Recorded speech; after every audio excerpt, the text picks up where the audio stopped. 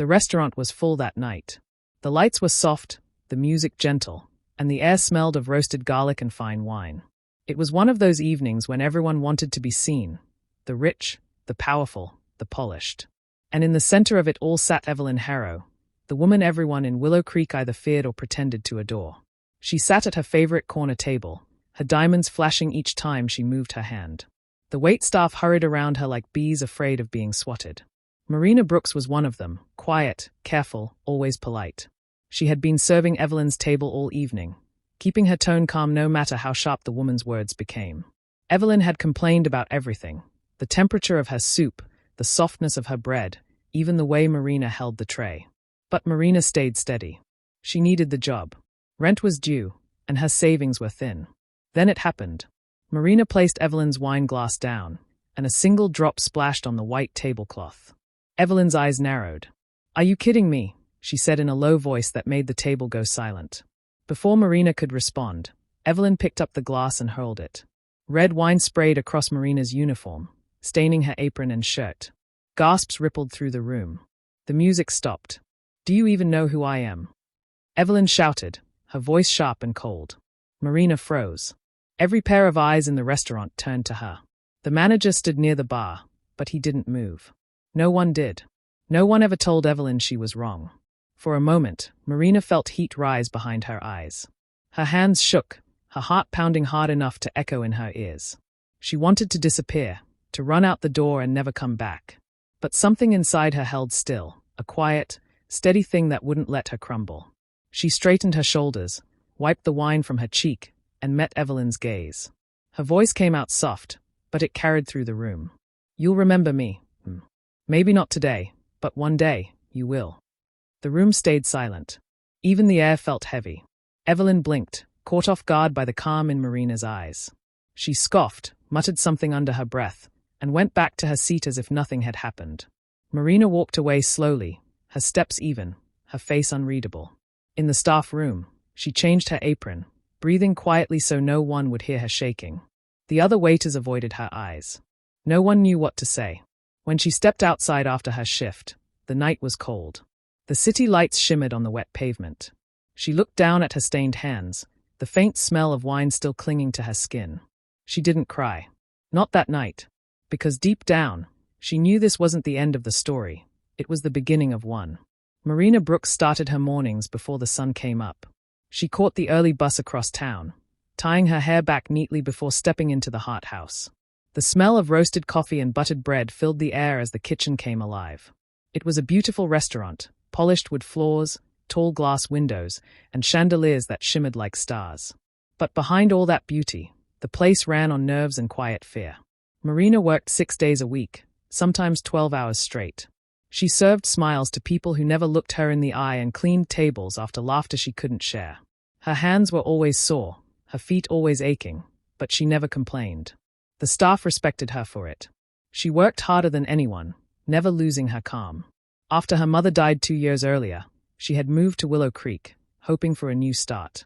Her mother had dreamed of seeing her in culinary school, running her own bakery one day. That dream became Marina's reason to keep going. Every tip she earned went into a small jar hidden in her apartment. It wasn't much, but it was hope. Evelyn Harrow had been a regular from the moment Marina started. Everyone knew her, the millionaire's wife who could ruin a career with one phone call. The restaurant owners treated her like royalty. And she acted like it too. Evelyn had a way of turning the room cold wherever she went. She snapped her fingers for service, demanded attention, and looked at people like they were made of dust. With Marina, she was worse. No matter how perfect the service was, Evelyn found something to criticize. Once, Marina placed a dessert fork slightly to the left of the plate. Evelyn called her back in front of the whole table, her voice loud enough for everyone to hear. "Do they not train you people anymore?" she said, smirking as her friends laughed. Marina apologized softly and fixed it, even though her cheeks burned. Another time, Evelyn ordered Marina to clean a spill that wasn't hers. When Marina bent down, Evelyn sneered. "At least you're good for something." Guests at nearby tables heard her, but no one said a word. Everyone knew better than to cross the Harrows. It went on like that for months. Little cruelties that chipped away at Marina's spirit. She started dreading the sight of Evelyn's name on the reservation list. But she kept her head down. She needed the job, and she needed the money. Sometimes, after her shift, she'd sit alone in the locker room, untying her apron with shaking hands. She'd look at the faint bruises from carrying heavy trays and whisper to herself, "Just a little longer. You're almost there." The other servers felt sorry for her, but no one dared to interfere. They'd seen what happened to those who crossed Evelyn. Jobs lost. Reputations ruined. The Harrow name carried weight in Willow Creek, and no one wanted to be crushed under it. Marina learned to move quietly through each day, doing her work, keeping her head down, swallowing her anger.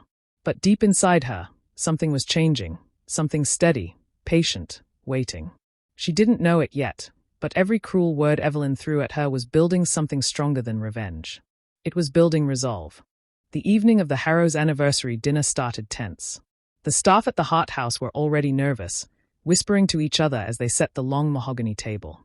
Everyone knew how demanding Evelyn Harrow could be, and tonight was supposed to be perfect.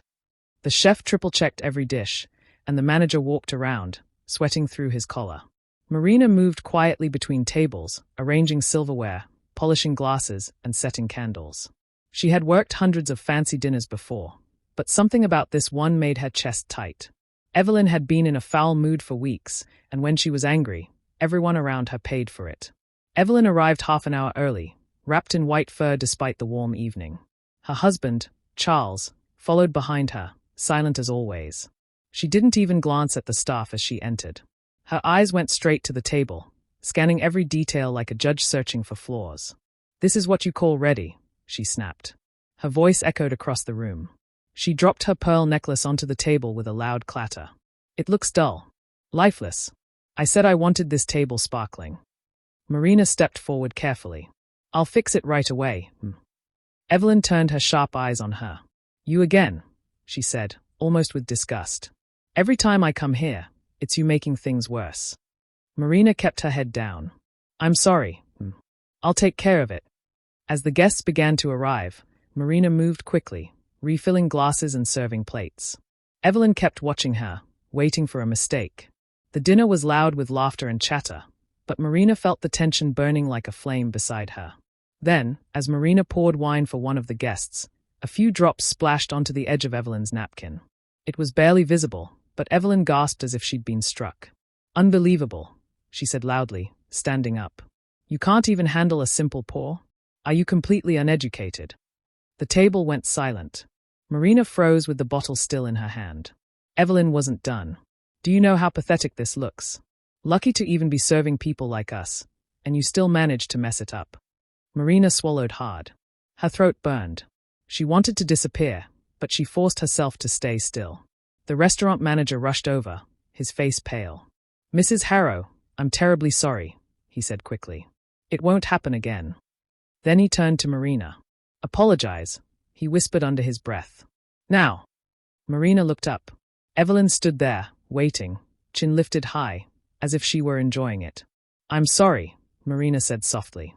Her voice shook, but she didn't look away. Evelyn smirked, satisfied, and sat back down. The conversation around the table slowly resumed, though the laughter sounded forced. Marina stepped back, her chest tight, her face burning. She spent the rest of the evening moving like a shadow, doing her job without a word. When the dinner ended, she cleaned up the table alone. The wine stain on the napkin stared back at her like a mark she couldn't wash away. That night, as she walked home through the quiet streets, the cold air hit her face. She replayed Evelyn's words in her mind, each one cutting deeper. But this time, she didn't cry. Something inside her felt different, like a door had closed. For the first time, she realized she was done letting people like Evelyn decide her worth. By the time she reached her apartment, she wasn't thinking about the spilled wine or the apology. She was thinking about change. And she knew, deep down, that she'd never let anyone make her beau again. A week after the dinner disaster, Marina tried to settle back into her routine. She worked quietly, kept her head down, and spoke only when needed. The sting of that night still followed her, but she refused to let it show. Every time she tied her apron, she reminded herself that she wasn't going to let one woman break her spirit. That Tuesday evening, one of the regulars came in, a sweet elderly woman named Mrs. Latham. She visited every few weeks, always sitting by the window and ordering chamomile tea with lemon. She had kind eyes, the sort that noticed everything without judging. Marina liked serving her. "Good evening, Mrs. Latham." Marina greeted her with a small smile. "Your usual table." Mrs. Latham nodded, smiling back. "You always remember, dear. That's what I like about you." The night went smoothly until near closing time. Marina was clearing tables when she heard a soft thud. She turned to see Mrs. Latham on the floor, her teacup shattered beside her. Marina rushed over immediately, her heart pounding. "Don't move. I've got you," she said gently, helping her sit up. Mrs. Latham winced but smiled weakly. "I'm fine, dear. Just a silly slip." Marina stayed with her until the manager called for a car. She wrapped a warm towel around the woman's shoulders and waited outside with her until the driver arrived. Before she left, Mrs. Latham squeezed Marina's hand. "You have a kind soul," she said softly. "Don't let this place harden you." The next evening, Mrs. Latham returned, using a cane this time. She asked for Marina by name. "I wanted to thank you properly," she said. "And have a little talk, if you don't mind." During a quiet moment between tables, Marina sat across from her for a few minutes. They talked about work, about life, about how hard it was to stay gentle in a world that rewarded cruelty. Mrs. Latham listened closely, her eyes sharp beneath her soft smile. When Marina mentioned Evelyn, careful not to say too much, Mrs. Latham's expression changed. "Evelyn Harrow?" she asked slowly. Marina hesitated, then nodded. "Yes, she's not very kind to the staff." Mrs. Latham sighed, her eyes distant. "I know her well," she said finally. "Too well." Marina frowned, confused. "I was married to Charles' uncle," Mrs. Latham explained quietly. "Evelyn is my niece by marriage. We haven't spoken in years. She stopped coming to family gatherings after her husband's father passed." Marina's eyes widened. She hadn't expected that connection. Mrs. Latham reached across the table and took her hand again. "My dear, Evelyn has always believed that money can buy her respect. But it never could. And maybe it's time she learned that lesson properly." Marina didn't know what to say. She only nodded politely, not understanding what Mrs. Latham meant. Mrs. Latham smiled faintly, a knowing look in her eyes. "Don't worry. You just keep being who you are. Leave the rest to me." That night, as Marina cleaned up after closing, she couldn't stop thinking about the conversation. Something about Mrs. Latham's calm confidence lingered in her mind. She didn't know how or when, but it felt like something had shifted again, quietly, like the first crack in glass before it shatters. Fate, it seemed, had finally taken an interest. A month passed quietly after Marina met Mrs. Latham. Work at the Hart House went on as usual, though something inside Marina had changed. She no longer flinched at every raised voice or cold stare. She moved with quiet confidence, focused on her work and her plans for the future. Evelyn Harrow hadn't returned since the dinner, and Marina was grateful for that silence. One morning, as Marina was arranging cutlery before opening, she received a letter at the front desk. The envelope was cream-colored, with her name written in neat handwriting. Inside was an invitation from Mrs. Latham. She was hosting a charity gala to raise funds for community education and wanted Marina to assist with the event's catering and coordination. At first, Marina thought it was a mistake. She wasn't a professional chef yet, just a waitress with big dreams. But at the bottom of the letter, Mrs. Latham had written a small note. "You have talent, dear. And I trust your heart more than any resume." Marina read the note twice before folding it carefully into her pocket. She didn't know exactly why Mrs. Latham wanted her there, but she couldn't bring herself to say no. The night of the gala arrived a few weeks later. The event was held in one of the city's grandest hotels, a place with marble floors and chandeliers that glowed like stars. Marina arrived early, dressed neatly in black, her hair tied back. She wasn't serving tonight. Mrs. Latham had asked her to oversee the food presentation and direct the catering team. It was more responsibility than she'd ever had before, but she stayed calm, repeating Mrs. Latham's words in her head, "Serve with grace. Let the truth do the rest." As the guests began to arrive, Marina recognized faces she'd only seen in magazines or on TV: businessmen, politicians, local celebrities. The air buzzed with laughter, perfume, and pride.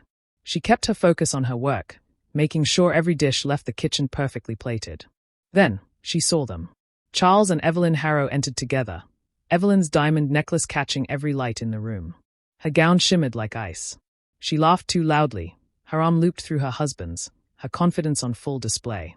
Marina's breath caught, but she didn't look away. She reminded herself that tonight wasn't about fear, it was about control. Evelyn didn't notice her at first. An hour into the gala, Mrs. Latham took the stage to make her welcoming speech. Her voice was calm and full of grace as she thanked the guests for their support. Then, she turned toward Marina. "I'd like to take a moment to recognize someone very special," Mrs. Latham said. "This entire evening, the food, the organization, the flow of it all, was made possible by my personal chef and event coordinator, Miss Marina Brooks." The room fell quiet. Heads turned. Marina stood frozen for a second as applause began to fill the hall. From across the room, Evelyn's smile faded. Her hand, which had been resting on Charles's arm, stiffened. She blinked as if she couldn't believe what she was hearing. Mrs. Latham continued, her tone light but firm. "I've known Marina for a while now. Her talent, her patience, and her grace inspire me more than any fortune ever could." The applause grew louder. Marina nodded politely and gave a small smile before stepping back. Across the room, Evelyn stared at her, this woman she'd once humiliated, now standing in a position of honor. For the first time, Evelyn had no words. And in that silence, Marina felt something she hadn't felt in a long time: dignity. Quiet, steady dignity. The night of the gala flowed like a dream. Every dish came out on time, the guests were happy, and the room buzzed with polite laughter. Marina moved through the crowd quietly, checking on the servers, adjusting small details, and making sure everything went as planned. For once, she wasn't invisible. People noticed her, not as a waitress, but as someone in charge. Mrs. Latham kept an eye on her from across the room, smiling every time Marina handled a problem with calm grace. The guests complimented the menu and the organization, some even asking Mrs. Latham to introduce them to that young woman running things so well. Marina thanked them modestly, never letting pride show on her face, but inside, she felt something new: respect. It wasn't given out of fear or money. It was earned. Evelyn Harrow noticed it too. From her table near the center, she watched Marina move between the guests, speaking softly to the staff, smiling at Mrs. Latham. The sight seemed to irritate her more with every passing minute. She leaned toward her husband. "Can you believe this? That waitress from the Hart House, parading around here like she belongs." Charles didn't answer. He simply kept eating, his expression unreadable. Evelyn frowned, tapping her fingers against her glass. As the night went on, she found her moment. Marina passed by her table to check the centerpiece, and Evelyn's sharp voice cut through the chatter. "Excuse me," she said loudly enough for nearby guests to hear. "It seems we've run out of napkins over here. Shouldn't someone be attending to that? Or are you too busy pretending to be one of us?" The words hung in the air. Conversations slowed. Several people turned to look. Marina paused, her eyes meeting Evelyn's for the first time that evening. There was no anger in her face, only calm. "I'll make sure it's handled," she said evenly, and began to turn away. Before she could take another step, Mrs. Latham's voice rang out, firm and clear. "Evelyn," she said, her tone colder than anyone had ever heard from her. "Perhaps you should remember who you're speaking to." Evelyn froze, color draining from her face. Mrs. Latham stood, resting one hand on her cane.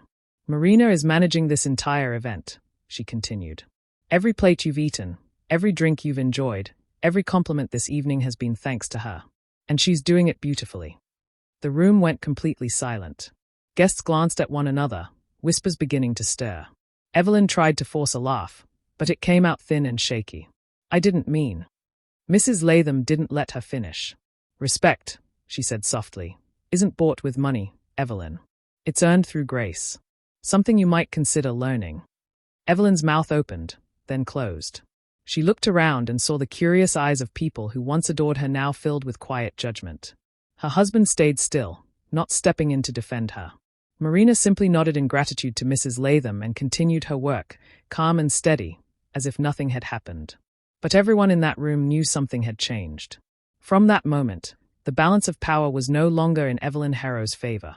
She could feel it slipping through her perfectly manicured fingers, and for the first time in her life, she couldn't do a thing to stop it. The evening reached its peak when Mrs. Latham took the stage for her closing speech. The lights dimmed slightly, and the crowd quieted down, glasses clinking softly as everyone turned their attention toward her. She stood tall, elegant in a navy gown, holding her notes but hardly glancing at them. "Tonight," she began, her voice calm but commanding, "we celebrate more than generosity. We celebrate people, the ones who keep this world turning quietly, with hard work and dignity." The guests nodded politely, expecting another standard charity speech about donations and partnerships. Evelyn sat in the front row beside Charles, her posture stiff. She had barely spoken since the incident earlier, though her fake smile never left her face. Mrs. Latham continued, her words measured. "My late husband believed that opportunities should belong to everyone, not just those who can afford them. In his memory, I'm honored to announce a new initiative, an educational program that will provide scholarships for women in the hospitality industry. Women who work hard, serve others, and dream of building something of their own." There was a soft murmur of interest across the room. Marina, standing near the back with the event staff, paused mid-step. She hadn't heard about this part of the speech. Mrs. Latham smiled gently, her eyes finding Marina in the crowd. "And this program will begin with a very special person," she said. "Someone who reminds me what true grace looks like." The guests turned, following her gaze. Marina froze as Mrs. Latham extended her hand toward her. "Miss Marina Brooks," Mrs. Latham said warmly. "She will serve as our first program director and the inspiration behind this initiative." For a moment, silence filled the hall. Then, applause erupted, loud and genuine. People stood, clapping and smiling in Marina's direction. The noise echoed off the marble walls, filling every corner of the room. Marina's eyes widened. She felt her heart race, her throat tighten. She stepped forward slowly, unsure what to do, but Mrs. Latham motioned for her to join her on stage. When Marina reached her, the older woman took her hand and raised it proudly. "This young woman has shown strength, humility, and perseverance," Mrs. Latham said. "Qualities far more valuable than any fortune." The applause grew even louder. Cameras flashed. Guests murmured approvingly, already discussing how remarkable it was that someone from ordinary beginnings would lead a Harrow-funded foundation program. And then there was Evelyn. Her smile had vanished completely. Her face turned pale, her hands gripping her glass so tightly that her knuckles showed white. Everyone in the room knew what she had once called Marina: uneducated, pathetic, lucky to serve people like us. Those words now sounded hollow, cruel, and humiliating. Charles shifted slightly beside her, but said nothing. The expression on his face was unreadable, though his eyes followed Marina with quiet respect. As Marina stood on the stage beside Mrs. Latham, she didn't look at Evelyn. She didn't need to. The silence that came from that corner of the room said enough. The same woman who had once thrown wine at her now sat small and stiff, surrounded by people whispering her name with pity, not admiration. Marina didn't smile. She only stood with grace, letting the moment wash over her. The applause wasn't revenge, it was justice. Quiet, honest justice that needed no shouting. And as Mrs. Latham closed her speech with a soft "to new beginnings," Marina finally understood. This wasn't just a victory. It was a transformation. The gala had ended, and the guests had begun leaving with their coats and smiles, still talking about Mrs. Latham's announcement. The staff was cleaning up the last of the glasses, and Marina was checking the tables one last time when she heard sharp heels echoing down the marble hallway. Evelyn Harrow appeared, her face pale but her eyes blazing. She looked different from the confident woman who had walked in hours ago, her makeup slightly smudged, her necklace crooked. She stopped a few steps from Marina and crossed her arms. "You think this changes anything?" Evelyn's voice trembled, a mix of anger and disbelief. "You're still beneath me. You'll always be beneath me." Marina turned slowly to face her. There was no fear left in her eyes, no hesitation. She looked at Evelyn the way someone might look at a stranger, calm and distant. "No, Mrs. Harrow," she said softly. "I'm just not beneath myself anymore." The words hung in the air like a quiet slap. Evelyn's lips parted, but nothing came out. For the first time, she seemed unsure what to say. Her confidence, built on cruelty and control, cracked right there in that hallway. Then a voice came from behind her. "Evelyn." Charles Harrow stood in the doorway, still in his tuxedo. He had been looking for her, but now that he had found her, his expression was unreadable. He had heard everything. Evelyn straightened immediately. "Charles, I." He raised a hand to stop her. His tone was calm, almost too calm. "I warned you," he said. "One day your pride would cost you everything." She stared at him, eyes wide. "You're defending her? That waitress?" Charles didn't answer right away. His gaze shifted toward Marina, and there was quiet respect in it. Then he looked back at his wife. "No, Evelyn. I'm defending decency. Something you lost a long time ago. Evelyn's mouth opened as if to argue, but he had already turned and walked away.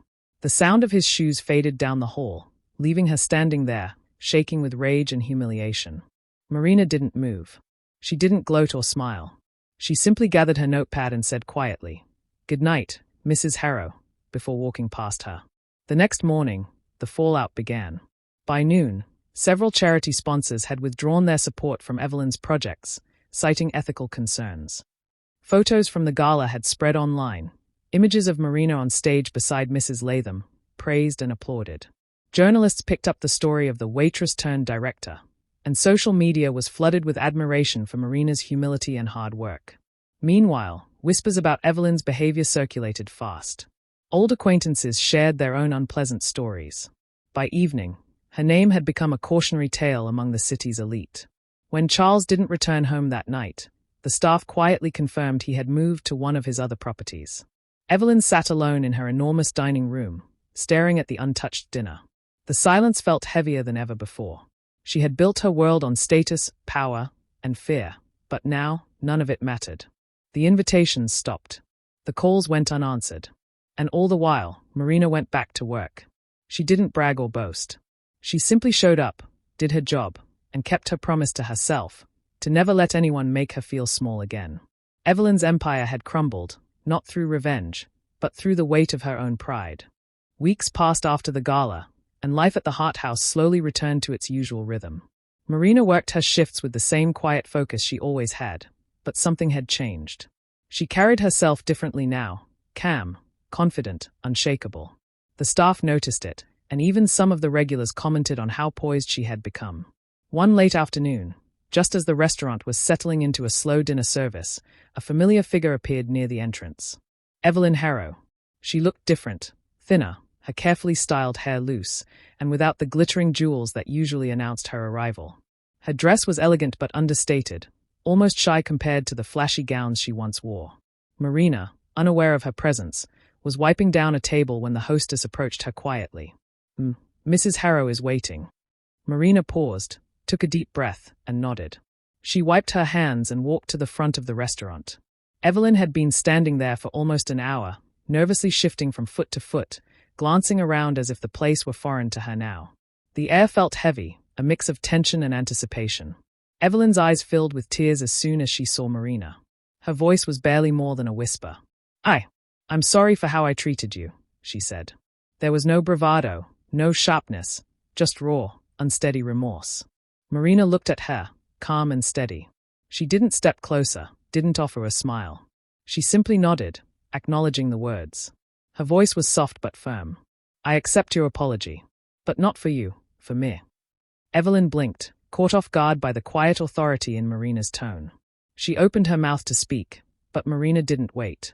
She turned and walked back toward the kitchen, each step measured and unhurried. She didn't glance back. Evelyn stood there, stunned, in the same restaurant where she had once thrown wine, humiliated staff, and ruled with arrogance. The lights of the Hart House reflected off her pale face. Guests passed by, some nodding politely at Marina, some unaware of the quiet drama that had just unfolded. For the first time, Evelyn wasn't the center of attention. She wasn't feared, admired, or envied. She was just another customer, small and unnoticed in a space she had once controlled completely. Marina returned to her duties, handling orders, checking on the tables, and moving through the restaurant with the same composed grace as always. There was no celebration, no sense of triumph in her eyes, just peace. She had taken back her dignity, and that was enough. Evelyn lingered for a few more minutes, unable to approach or speak again. Eventually, she left quietly, the sound of the door closing echoing through the room. No one followed her, and no one paid her special attention. She had come seeking reconciliation, but what she found was her own irrelevance. Marina continued her evening calmly, knowing that some lessons didn't need to be shouted. They were understood in silence, in the quiet reclaiming of one's own worth. And in that moment, she finally felt free. Months passed, and Marina's life had changed in ways she had only dreamed of. She had saved enough, planned carefully, and finally opened her own cafe. She named it Grace and Ember, in honor of her mother. Grace for the lessons she had been taught, Ember for the fire that had kept her going through hardship. The cafe was small but warm, with soft lights, polished wooden tables, and the smell of fresh bread and coffee that welcomed anyone who stepped inside. The opening day was quiet but special. Mrs. Latham attended, dressed in a simple dress, her eyes shining with pride. She shook Marina's hand and whispered, "You've done well, my dear. This is only the beginning." Marina smiled, feeling a deep sense of satisfaction she had never known before. The cafe soon became a favorite for locals. People came for the coffee, the pastries, and the calm, inviting atmosphere Marina had created. She ran it with care, paying attention to every detail, making everyone feel valued, just as she had always wished to be treated. Sometimes, as she walked through town or delivered pastries to nearby shops, she noticed Evelyn Harrow. Evelyn's presence was quiet now, her elegance diminished, her steps careful as she moved through the streets alone. She shopped without the entourage she once had, her once commanding aura replaced by an almost timid caution. Marina recognized her but never made a show of it. She didn't need to. The lessons had already been learned. The city had seen the change. Evelyn's name no longer carried fear. It was just another story among many. Marina had no desire to humiliate her, and she never mocked her. She had discovered something far more valuable than revenge: peace and dignity. Each morning, Marina opened the cafe herself, arranging the chairs, wiping the tables, and preparing the first batch of coffee. She greeted every customer with warmth and care, remembering her own journey, the long shifts, the humiliation, the nights when she had almost lost hope. Those memories weren't bitter. They were proof of her strength, proof that she could rise above cruelty without losing herself. Marina thought about Evelyn sometimes, briefly, but never with anger. The power she had taken back wasn't about defeating someone else. It was about reclaiming herself. She realized that the parts of her dignity that Evelyn had tried to crush had always belonged to her. No one could take what she refused to give away. As she looked around the cafe on quiet evenings, with the last customers leaving and the soft hum of the lights, Marina felt complete. Her mother's lessons, her own perseverance, and the support of those who believed in her had built this life. She had been tested and had passed, not by seeking revenge, but by living with grace. Sometimes the loudest revenge isn't loud at all. It is quiet, steady, and unshakable. Marina understood this now. She had taken back her dignity, created a life of purpose, and found peace. And that, more than anything, was the most powerful victory she could ever achieve.